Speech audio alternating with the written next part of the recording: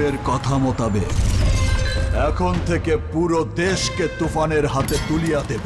ঈদে মুক্তি পাচ্ছে শাকিব খানের বহুল প্রতীক্ষিত ছবি তুফান। মুক্তির আগেই টিজার আর গানে রায়হান রাফি পরিচালিত যে ছবি নিয়ে দর্শক আগ্রহ এখন তুঙ্গে। প্রেক্ষাগৃহে ছবি মুক্তির আগে বিস্তারিত জানাতে বুধবার রাজধানীর একটি 5 তারকা হোটেলে হয়েছে সংবাদ সম্মেলন, যেখানে শাকিব খানের সাথে হাজির হয়েছিলেন চঞ্চল চৌধুরী ও মিমি চক্রবর্তী সহ তুফানের কুশলীরা। আমি রাফিকে স্পেশাল একটা থ্যাঙ্কস জানাই। যে চরিত্রে যাকে প্রয়োজন, তার ব্যাকগ্রাউন্ড কি সেটা রাফি খুব ভালো করে জানে, কোন মানের অভিনেতা সেটা সে খুব ভালো করে জানে।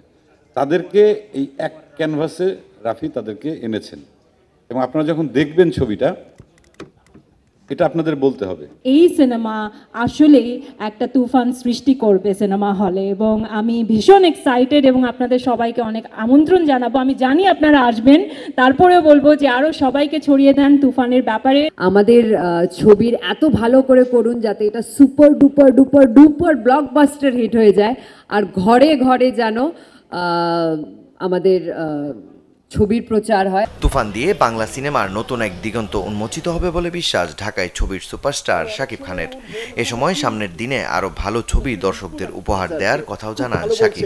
এই প্রথম শুনছি তাদের মুখে একটা বাংলা সিনেমার টিজারের কথা, রিভিউর কথা একটা জার্মান লোকের মুখ থেকে শুনছি, একটা ইংল্যান্ডের লোকের মুখ থেকে শুনছি, একটা আমেরিকার লোকের মুখ থেকে শুনছি। আমি খুব গর্বিত। আমি যতদিন ভালো সিনেমা করব, আমি আমার সিনেমাকে বুঝেই করব। আমার দেশের পক্ষের সিনেমা, আমার বাঙালির পক্ষের সিনেমা, বাংলা সিনেমার উন্নয়নের জন্য সিনেমা করব।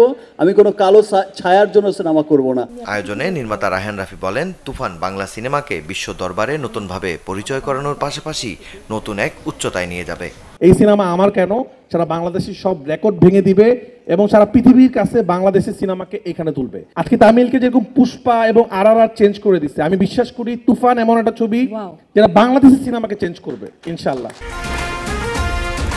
প্রযোজনা প্রতিষ্ঠান আলফা আই বলছে, চলতি বছরের সবচেয়ে ব্যবসা সফল সিনেমা হতে চলেছে তুফান।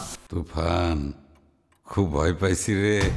মাকসুদুল হক ইমু, চ্যানেল 24, ঢাকা।